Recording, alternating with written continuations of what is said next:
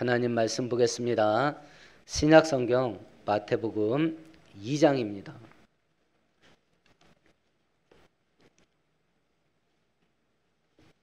1절부터 12절까지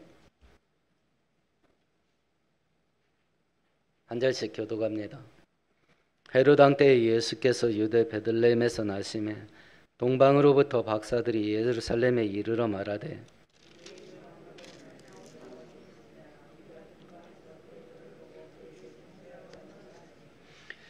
헤롯 왕과 온 예루살렘이 듣고 소동한지라.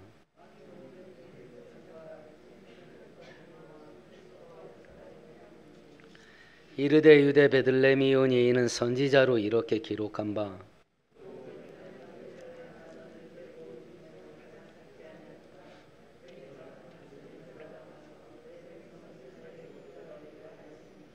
이에 헤롯이 가만히 박사들을 불러 별이 나타난 때를 자세히 묻고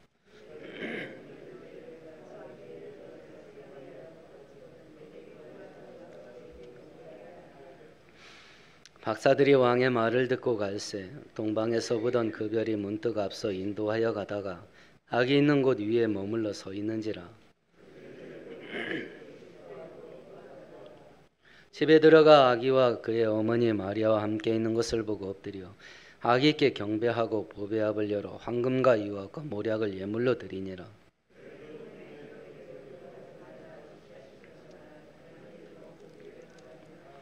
아멘, 아멘.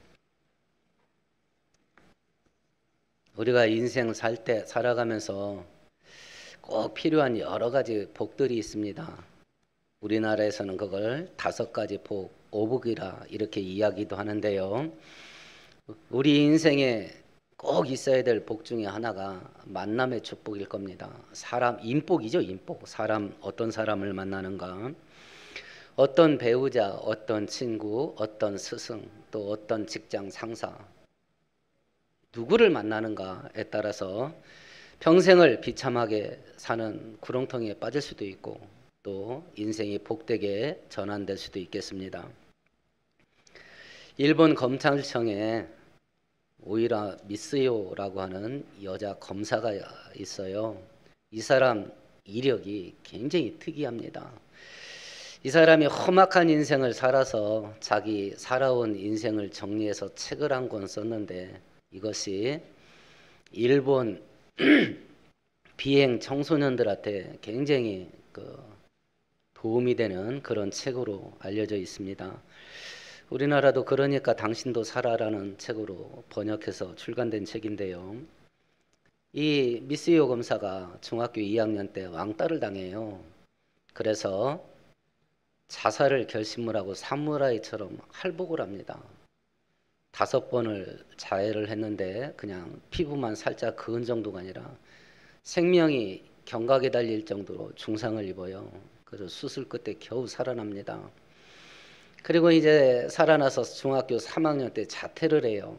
그리고 16살 때 야쿠자 두목과 결혼을 합니다.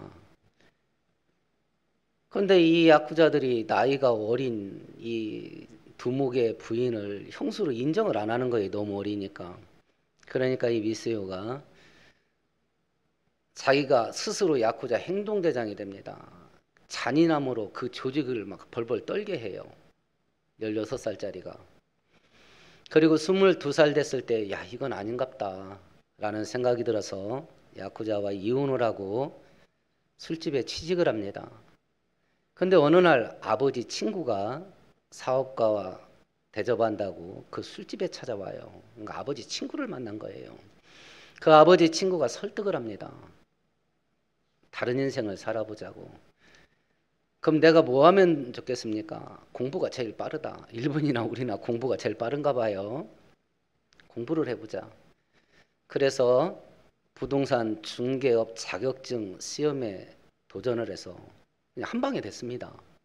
22살에. 그러니까 이 아버지 친구가 또 한 번 설득을 합니다. 되지 않냐. 다른 것을 도전하자. 설득을 해서 우리나라도 가장 어려운 시험이 사법고시죠. 일본도 그렇습니다. 그 사법고시에 합격을 해서 이것도 한 방에 됩니다. 그리고 검사가 됐어요. 그리고 자기가 그런 그 험악한 비행 청소년의 삶을 살았으니까 청소년을 교도하는 그런 일을 이제 하는데 귀하게 쓰임을 받고 있습니다. 야쿠자를 만났을 때 야쿠자 됩니다. 자기 인생의 선한 길로 인도하는 아빠 친구를 만났을 때 검사가 됩니다. 그러면 우리가 인생 살아갈 때 많은 복이 있어야 되는데 그 중에 하나가 인복이다. 만남의 축복이다. 그러면 이 시대에 우리가 만나야 될 가장 중요한 만남의 축복이 뭘까? 오늘 성경은 그거에 대해서 말한 겁니다. 예수를 만나야 됩니다. 예수를 만나야 돼요. 예수를. 저번 주에는 똑같은 본문으로 만왕의 왕 대신 예수님이 출생했다는 것을 알리는 소식이 전해진 것을 살펴봤습니다. 오늘은 똑같은 본문 속에서 그러면 만왕의 왕 대신 예수가 태어났다는 것을 다 알게 됐는데 누구는 예수를 만나고 누구는 예수를 만나지 못합니다. 그러면 예수를 만나지 못한 자들은 왜 못 만났는가? 그리고 예수를 만난 자들은 예수를 만남으로 인해서 그들의 인생이 어떻게 변했는가 하는 것을 설명하는 것이 오늘 본문이에요. 우리가 예수를 알고 신앙생활 한다고 교회를 다닙니다. 그런데 교회 안에서 예수를 만나지 못할 수도 있습니다. 요한복음 4장에 보면 베드로와 요한이 기도하러 성전에 올라갑니다. 나면서부터 안진뱅이 됐던 거지가 거기서 구걸활동을 합니다. 베드로와 요한이 지나가는 것을 보고 무언가 얻을까 하여 베드로와 요한을 쳐다봤습니다. 근데 베드로와 요한이 야, 우리한테는 네가 원하는 거 없어. 우리는 근거와 의미 없다. 그런데 너한테 없는 걸 줄게. 나사렛 예수의 이름으로 일어나 걸어라. 그래 버리거든요.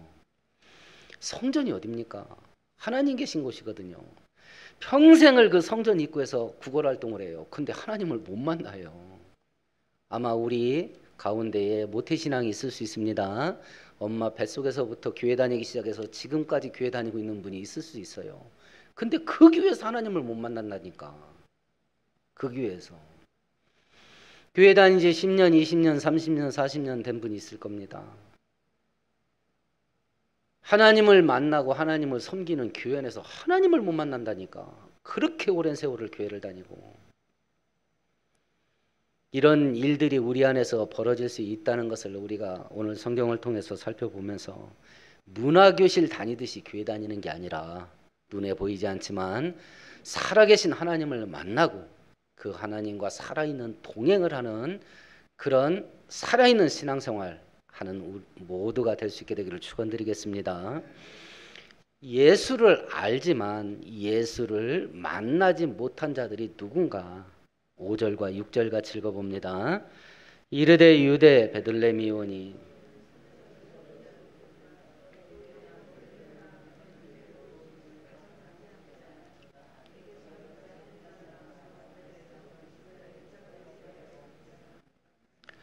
온풍기를 꺼주시고요. 석유 히터로 바꿔서 드세요. 만왕의 왕이 태어났다라는 소리를 듣고 헤롯 왕이 대제사장과 서기관들, 성경 박사들입니다. 구약 성경을 다 암송하고 있던 자들이에요. 물어봅니다. 유대인으로 왕으로 태어나는 사람이 어디서 태어나냐라고 물어봤는데 그 질문을 듣자마자 고민도 안 합니다. 베들레헴입니다. 딱 말합니다. 왜냐하면 5절에 기록된 바 구약 성경에 기록되어 있습니다. 미가서 5장 2절에 베들레헴에서 태어난다고 되어 있습니다. 그런데 이걸 알고 있었던 서기관들과 대제사장들 가운데서 베들레헴 찾아가는 동방박사와 동행해서 베들레헴으로 간 사람이 있었을까요? 없었을까요? 없었습니다. 정확하게 알고 있습니다. 그런데 확인하러 가지 않습니다. 그래서 예수를 못 만납니다. 예수가 어디서 태어났는지 알고 있었어요. 그런데 못 만납니다. 알고 있지만 못 만납니다. 우리 예수에 대해서 압니다. 십자가 사건도 압니다. 그런데 예수를 못 만날 수 있습니다. 그러면 이 사람들이 알고 있었는데 왜 못 만났을까요? 그것도 미가 선지자는 약 700년 전 선지자거든요. 이사야 선지자하고 이사 선지자부터 700년 전서부터 구원자를 너희들에게 보내준다. 다윗의 후손에서 태어난다. 이렇게 예언돼 있고 700년 동안 기다리고 있었고 알고 있었어요. 700년 동안 이렇게 숙성된 진리예요. 베들레헴에서 구원자가 태어난다는 건. 안 갑니다. 왜 안 갔을까요?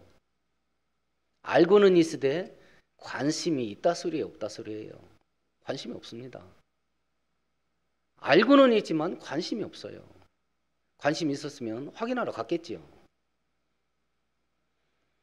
알고 있을 때 관심이 없습니다. 그래서 예수를 만날 기회를 이방인들에게 빼앗깁니다. 박탈당해요. 박탈당합니다. 텔레비전이 보급된 곳이라고 한다면 전 세계 어디서나 예수가 누군지 알 겁니다. 왜냐하면 성탄절 때는 특집으로 특집방송을 하니까 어디서나 알 겁니다. 지금 70억 중에 뭐 최소한 50억은 알지 않겠습니까? 근데 지금 2단까지 톡톡 털어가지고 천주교까지 통통 털어가지고 막 기독교 비스꾸리한 것까지 싸그리 털어가지고 대략 20억 추산합니다. 교회 다니는 사람이, 기독교인이라고 하는 사람이. 그럼 나머지는요, 알지만 못 만나는 겁니다. 관심이 없어요.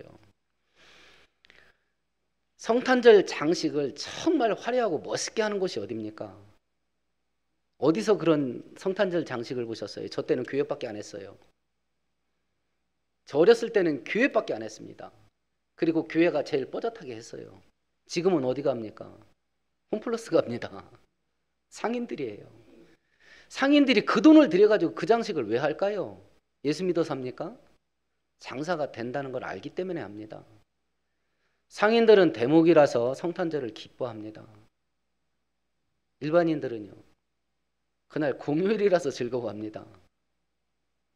공휴일이라서. 경찰청 통계를 보면 우리나라 1년 12달 가운데 범죄 증가율 그 그래프로 그려진 것이 나타나는데 두 개 기간 동안에 범죄율이 폭증해요. 첫 번째는 7월 말 8월 초 휴가 기간이고 두 번째는 성탄절 전후로 한 연말연시예요. 이 성탄절 때 범죄가 폭발합니다. 범죄가. 살판 난 거예요. 거기다가 이번에는 연휴로 걸려 있지요. 성탄절이 토요일이라서 뭐 마음껏 죄지세요. 이렇게 막 멍석을 깔아주는 시대가 됐으니까 예수를 알지만 못 만납니다. 예수에게 관심이 없어요. 예수에게. 우리는 교회 다니면서 성경을 읽기도 하고 배우기도 하고 또 날마다 설교를 통해서 성경을 듣기도 합니다. 그러면 예수에 대해서, 하나님에 대해서 알고 있는 이 하나님의 말씀이 살아있는 말씀이냐, 나로 하여금 하나님을 만나게 하는 말씀이냐, 아니면 단순한 지식으로 끝나게 하고 하나님과 만나지 못하게 하는 죽은 지식이냐 라고 하는 거예요. 이런 것들을 바라보면서 우리가 알고 있는 하나님에 대한 지식, 예수에 대한 지식이 우리를 하나님과 더 깊은 교제 속에 들어가게 하고 깊은 곳에 계신 하나님이 우리에게 주시는 더 깊고 풍성한 은혜, 그걸 경험하게 해주는 생명의 말씀 될 수 있게 되기를 축원드리겠습니다. 예수를 알지만 예수를 만나지 못하는 두 번째 사람, 16절에 그 이유가 있습니다. 같이 읽어봅니다. 이에 헤롯이 박사들에게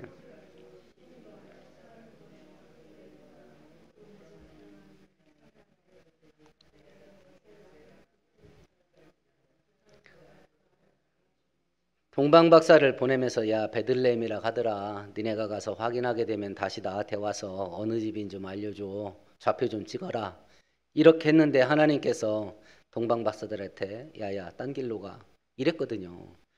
그걸 알고 헤롯이 분노를 했어요. 그래서 베들레헴에 있는 2살 이하의 어린아이들을 싸그리 죽여버렸어요.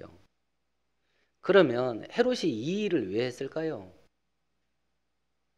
왕이 태어났다 가니까 자기 자리 보존을 나간 거예요. 탐심과 욕심이에요. 탐심과 욕심. 세상 것에 대한 탐욕과 욕심. 이것 때문에 왕 대신 예수가 태어났다는 걸 알고도 예수를 만나지 못할 뿐만 아니라 예수를 대적해요. 예수를 배척합니다. 죽이려고 공격을 합니다. 이 시대의 하나님과 교회에 대한 증오와 그리고 공격이 가면 갈수록 극심해져 갑니다. 중국과 이슬람 지역과 그리고 북한 지역에서. 그런데 이런 현상은 단순히 이슬람 지역이나 독재자 국가에서 벌어지는 일이 아니라 이 코로나 사태를 통해서 자유국가 안에서도 이 코로나 터지고 나서 일반 국민들 속에 교회와 하나님, 예수님이라는 존재에 대해서 이 사람들이 어떤 악감정을 갖고 있는지 우리가 엿볼 수 있는 그런 기회가 됐죠. 뻑하면 공격하는 거예요. 뻑하면 공격합니다. 그 사람들이 예수가 누군지 모르겠습니까? 알지요. 알지만 대적합니다. 교회가 어떤 것인지 모르겠습니까? 압니다. 알지만 공격하는 겁니다. 그래서 하나님의 은혜에서 영원히 멀어져 가요. 예수가 누군지 알지만 관심이 없습니다. 그래서 예수를 못 만납니다. 예수가 누군지 알지만 다른 것에 탐심이 있어요. 다른 것에 욕심이 있어요. 그래서 그것을 내가 소유하는데 하나님과 교회가 기독교 신앙이 방해를 한다. 그러면 대적하고 공격하고 배척을 합니다. 만약 하나님을 제대로 믿고 성경대로 살면 내가 돈을 많이 못 벌 수 있다.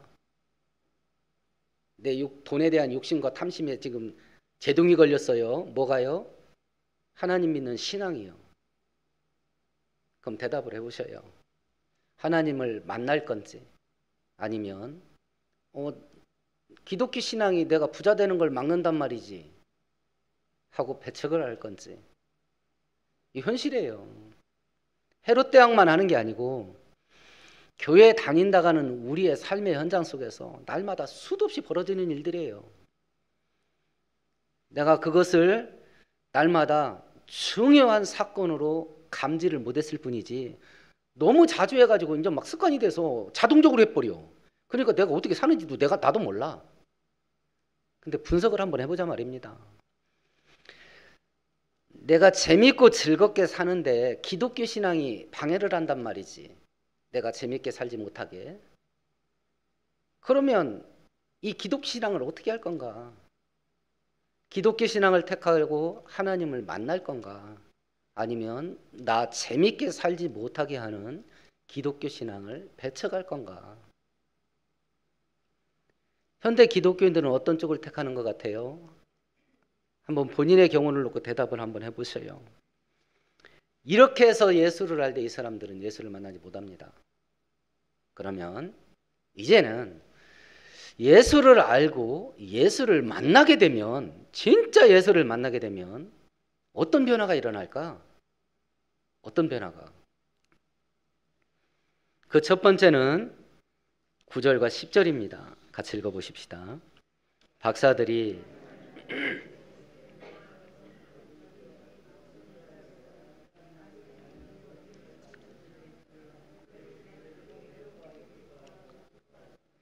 헤롯 왕한테서 야 베들레헴에서 태어난다 하더라 라는 소리를 듣고 동방박사가 베들레헴을 향해서 길을 갑니다. 근데 자기들을 인도하던 별이 아기 예수 있는 집 위에 머물러 있는 것을 확인하고 그 집을 발견했어요. 그리고 나서 나타난 반응이 뭐예요? 10절에 보면 1번 매우, 2번 크게, 3번 기뻐하고 기뻐했다. 매우라는 단어는 차고 넘치다라는 단어예요. 우리가 흔히 하는 세속적인 말이 있죠. 좋아 환장하겠다고, 좋아서 환장하겠다고, 좋아 죽겠다고, 그 반응이에요. 그러면 예수를 만나게 되면 예수를 만난 자의 안에서 일어나는 첫 번째 반응, 첫 번째 변화가 뭘까? 기쁨이었어요. 즐거움이었어요. 좋아 죽겠는 거예요. 이게 뭔 소리래? 지금 그런 생각 떠오르세요? 예수를 만난 자 안에서 일어나는 첫 번째 변화, 첫 번째 반응이 뭐냐? 기쁨이 막 솟아나는 거예요. 그럼 좋아 죽을 것 같아요. 이해가 되십니까? 아니면 지금은 아니지만 나도 그때 그랬었지. 경험은 있으십니까? 아니면 그게 뭔 소리야 대체? 생뚱맞습니까?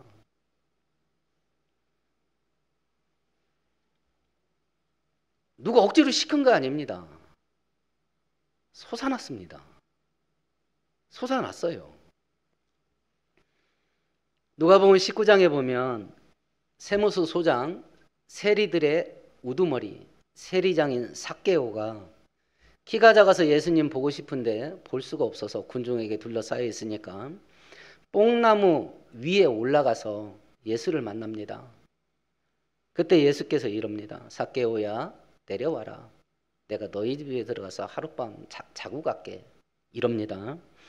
그래서 삭개오가 자기 집에 예수를 영접하고 뭐라고 말하냐면 삭개오가 서서 주께 여짜오되 주여 보시옵소서 내 소유의 절반을 가난한 자들에게 주겠사오며 만일 누구의 것을 속여 빼앗은 것이 있으면 네 갑절이나 갚겠나이다.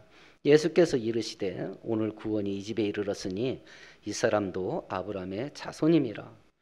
삭개오가 뽕나무에서 내려올 때 표현이 이렇습니다. 급히 내려와 즐거워하며 영접하거늘. 삭개오 안에서도 예수를 처음 만났을 때 나타난 반응이 뭐였냐면 즐거움과 기쁨이었어요. 이게 막 얼마나 넘쳐났냐면 예수를 만난 이것 때문에 삭개오는 축복받지 않았습니다. 우리가 생각하는 축복을 받지 않았습니다. 엄청난 재산상의 손해를 입었습니다. 예수를 만나고. 일반 세류도 떼부자입니다. 우리식으로 말하면 친일파예요. 로마 제국의 앞잡이 노릇을 하는 사람들인데 로마 제국은 식민지를 통치를 할 때 가가호에 세금을 매기지 않았어요. 세금 징수 대리인을 세워가지고 예를 들어서 대전하면 대전에 세금 걷어들일 한 사람을 지목을 합니다. 네가 대전에서 1년에 100억만 걷어들여 라고 하고 자율권을 줬어요. 그러면 그 일을 대행하는 이 세금 세리들은 100억만 걷겠습니까? 자기 일당 빼야 될 거 아니에요. 근데 200억을 걷든지 300억을 걷든지 로마 제국은 관여를 안 했어요. 100억만 로마로 보내면 됩니다. 그러니까 이 세리들이요 백성들의 등골을 베껴 먹는 거예요. 등골을. 심지어 로마 제국이요 세금 징수할 때 우리 로마 군대 쓸 일 있으면 군대도 갖다 써. 군대도 동원할 수 있는 자율권을 줬어요. 세리들한테. 그러니까 막 고열을 짜내가는 겁니다. 세리들이. 근데 그 세리의 우두머리야. 삭개오가. 대장동 뺨칩니다. 이 수익금은. 대장금 뺨쳐요. 이 사람들의 수익금은. 근데 그 엄청난 걸 절반을 뚝 잘랐어요. 가난한 사람한테 주겠습니다. 이 사람들은요 전부 다 부당징수예요. 근데 부당징수한 거 있으면 4배를 갚겠대. 그럼 앞으로 얼마가 날아갈지도 몰라. 삭개오는 예수를 만나고요. 우리가 생각하는 물질 축복, 부귀영화, 성공과 출세 이 축복 받지 않았어요. 엄청난 재산에 손해를 입었습니다. 그래서 예수께서 네가 구원받았다 그랬어요. 그럼 세리가 엄청난 돈을 헌금을 하고 구원을 받은 거냐? 아닙니다. 이미 뽕나무에서 예수를 만났을 때 예수를 구원자로 믿었던 것 같아요. 그 구원받은 기쁨, 예수 구원자 대신 예수를 만난 것에 대한 기쁨이 재산을 그냥 다 이거 없어도 돼 이렇게 됐던 거예요. 예수를 만난 기쁨에 대한 피언으로 재산을 가난한 자들에게 내준 거지 그거 내주고 구원을 받은 게 아니에요. 이미 뽕나무에서 그 사건은 이루어졌습니다. 예수를 만났을 때에. 그럼 이것을 보고 우리가 생각해 보십시다. 우리가 가지고 있는 찬송가 85장에 보시면 구주를 생각만 해도 이렇게 좋거든. 구주를 만날 때 그 기쁨 얼마나 좋으랴. 예수를 생각만 해도 이렇게 좋거든.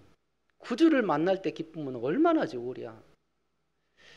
예수를 생각만 해도 마음이 따뜻해지고, 예수를 생각만 해도 그분과 함께 살았던 인생의 여정을 돌아볼 때 입가에 미소를 짓게 하는 그런 은혜의 경험들이 우리 안에 있는가?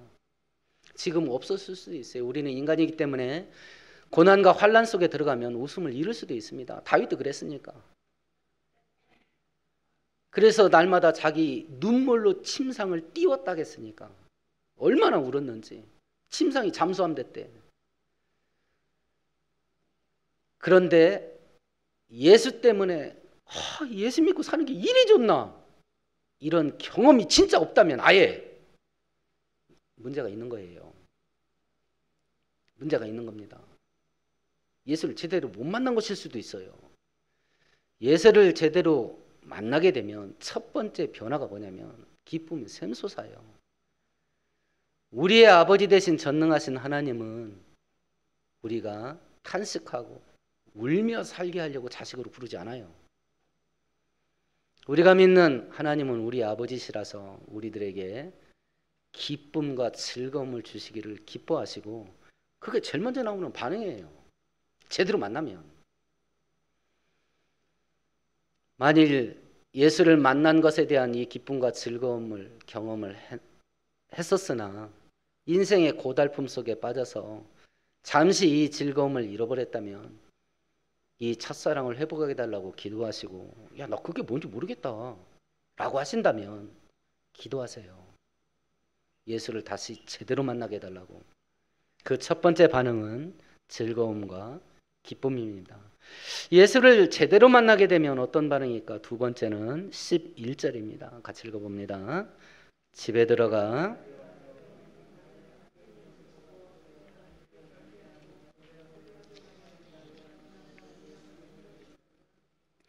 예수를 만난 자에 나타난 반응, 변화 두 번째는 뭐냐면 경배합니다.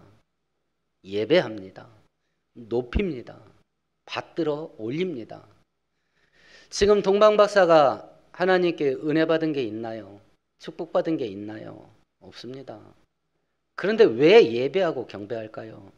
왕이라서 합니다. 왕이라서 합니다. 요즘 대통령 후보 나오면서 선거운동하면서 이 후보들이 이 지역 저 지역 방문하면 막 인파들이 떼거지로 몰려듭니다. 그럼 그 환경을 놓고 또 이쪽 판은 우리가 지지율이 높다, 저쪽 판은 우리가 지지율이 높다 이러는데 평론가들은 얘기합니다.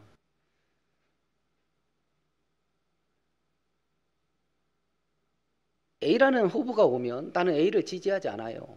근데 그 후보가 우리 집 앞에 지나간다. 난 궁금해서 쳐다볼 것 같습니다. 그러면 그 후보는 나를 보고 자기 지지자라고 생각할까요? 자기를 반대하는 자라고 생각할까요? 지지자라고 생각합니다. 왜냐하면 자기가 왔는데 따라와 줬으니까, 그 자리에 있어 줬으니까. 일종의 연예인 효과거든요. 연예인 효과. 그 사람들은 자기들을 지지해주고 높여준다고 생각해요. 그리고 실상은 정치인들한테 우리가 직접적으로 뭘 받는 것도 없어요. 손해는 안 끼치면 다행입니다. 근데 왜 신처럼 섬길까요? 근데 왜 예수한테는 그걸 안 할까요?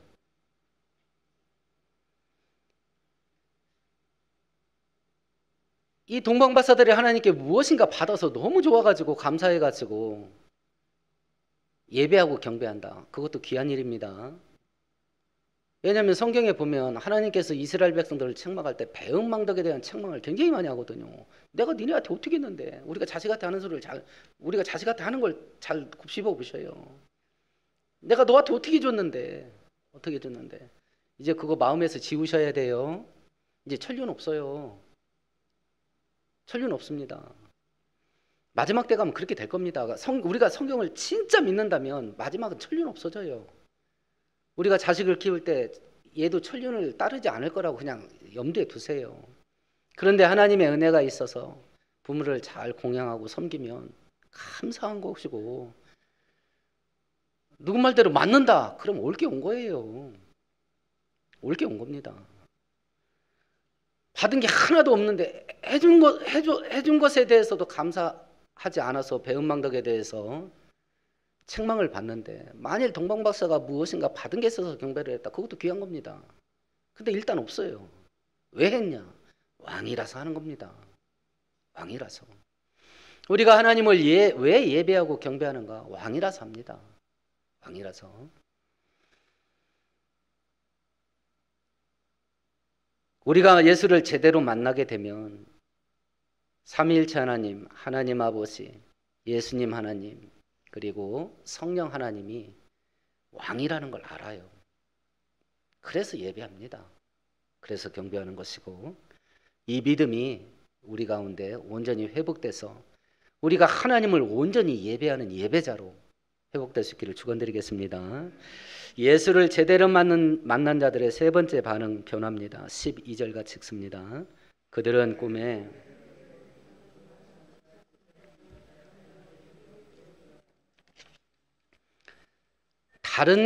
왔던 길로 가지 마라. 다른 길로 갑니다. 예수를 제대로 만나게 되면 자기가 살아왔던 그 길로 다시 돌아가지 않습니다. 자기가 살아왔던 옛날 그 길로 돌아가지 않습니다. 신명기 17장에 이스라엘 백성들을 애굽에서 구원하시고 이런 말을 합니다. 왕된 자는 말을 많이 두지 말 것이요, 말을 많이 얻으려고 그 백성들을 애굽으로 돌아가게 하지 말 것이니, 이는 여호와께서 너희에게 이르시기를 너희가 이후에는 그 길로 다시는 돌아가지 말 것이라 하였습니다. 애굽은 세상에서의 삶이에요. 제 포로가 되어 있는 삶의 상징이에요. 하나님께서 그들을 구원해내시고 이 길로는 다시는 가지 마라. 그래서 에베소서 4장에 너희는 유혹의 욕심을 따라 썩어져가는 구습을 쫓는 옛사람을 벗어버리고 오직 심령으로 새롭게 되라. 옛날 썩은 습관대로 살던 길로 다시는 돌아가지 마라. 다시는 돌아가지 마라. 이렇게 돌아가는 삶을 베드로후서 2장에서는 개가 토하였던 것에 돌아가고 돼지가 씻었다가 그 더러운 구덩이에 도로 누웠다 하는 말이 너희들에게 응하였도다. 다시 돌아가는 사람들에 대해서 뭐라고 말하냐면, 개가 지가 먹고 토한 거 다시 주워 먹고, 돼지를 씻겨놨더만 다시 똥구덩이 속으로 들어가는 거 똑같다. 예수를 제대로 만나게 되면 옛날 살았던 방식으로 돌아가지 않습니다. 내가 옛날 어떻게 살아간지 서로 아십니까? 저는 이것에 대해서 얼마나 감사한지 몰라요.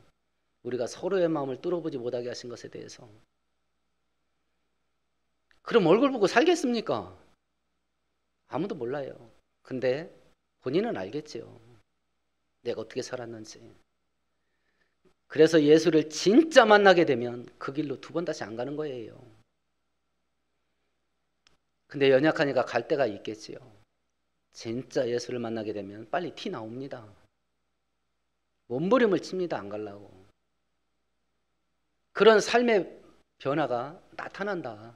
예수를 진짜 만나게 되면. 이런 일반적인 변화의 중심에 뭐냐면, 예수님이 중심으로 자리 잡으면 이 변화가 일어나요. 그러면 살펴보십시다.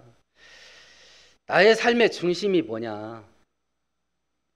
예수를 만나게 되고 예수가 내 삶의 중심이 되게 되면 세상에도 얻을 수 없는 기쁨이 솟아나요. 그리고 옛날 삶으로 돌아가지 않습니다. 오직 하나님 대신 예수님을 예배하고 경배하는 것이 내 삶의 중심이 됩니다. 하나님이 중심이 되고 신앙생활이 중심이 되고 믿음이 중심이 되고 교회가 중심이 돼요. 제대로 만나게 되면. 그러면 지금 내가 예수를 제대로 만났냐 안 만났냐를 검증해 보는 겁니다. 내 인생의 중심이 뭘까 지금?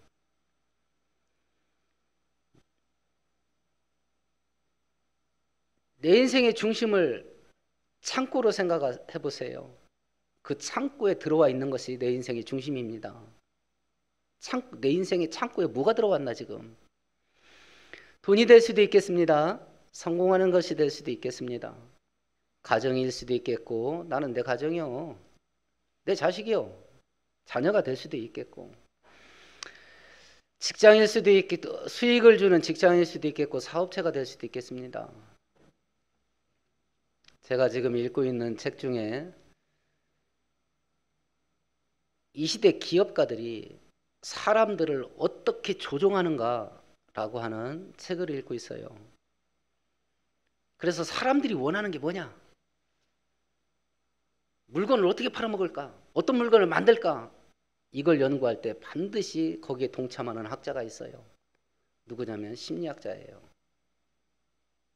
무섭죠? 그리고 행동심리학자예요. 사람들이 어떤 마음속에 품으면 어떤 행동을 한다. 이 전문가들이 사업가들이 물건 만들거나 물건 파는 자리에 동석을 하는 거예요. 어떻게 하면 사람들한테 우리 물건을 중독시킬까? 이걸 연구를 하는 거예요. 미친놈들이죠. 근데 우리는 거기 당했어요. 우리 뇌가 중독됐어요. 그 심리학자들이 연구를 합니다. 이 시대 사람들의 성향이 어떨까? 막 여론조사를 막 합니다. 당신 인생 속에서 제일 중요한 게 뭐요? 이제 지금 제가 얘기하는 건 미국 얘기입니다. 미국은 지금 전 세계의 유일한 기독교로 시작한 기독교 국가예요.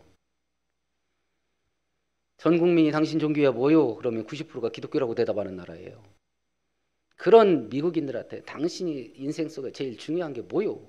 그랬어요. 80%가 뭐라고 대답했는지 아십니까? 재밌는 거요. 이렇게 대답했습니다. 그럼 사람들이 물건 만들거나 뭘 하거나 거기다 반드시 첨가시키는 게 있어요. 뭐겠어요? 재미예요. 재밌는 걸 그렇게 귀하게 여기니까 뭐든지 재미를 걷다 포함시켜 놓으면 중독돼 버리는 거예요. 세상은 무섭습니다. 세상은 무서워요. 아무 생각 없이 우리는 거기 막 흘러 떠내려가는 겁니다. 아무 생각 없이. 자, 다시 질문 던지십시다. 예수를 진짜 만나게 되면 예수가 내 인생의 중심이 됩니다. 그러면 이런 변화가 일어나요. 그러면 내 인생의 중심은 뭐가 있을까? 질문해 보는 겁니다. 진짜 예수가 있나? 예수가 있는데 한쪽 구석탱이에 있는가? 있긴 있는데 나한테 영향력을 행사하지를 못해. 어떤 것을 선택하거나 어떤 것을 결정할 때 예수께서 야야 내 뜻은 이거요 라고 생각이 떠오르게 해. 근데 다른 것을 막 묵살해버려. 아, 이게 돈이 더 되는데요? 이게 더 재밌는데요? 이것이 나한테 유익이 되는데요? 이러고 그게 예수의 의견을 묵살해버려.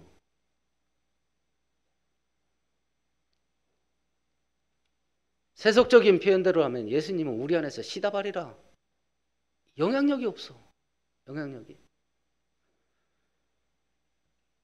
예수를 만나게 되면 우리 인생이 새로워지게 돼요. 그리고 하나님 안에 있는 자녀들에게 주시는 은혜와 축복이 무엇인지를 체험하고 경험하기 시작해요. 그러니까 좋을 수밖에 없어. 어떤 애가요 장난감 가지고 막 싸우고 막 이거 내 거야 하고 막 움켜집니다.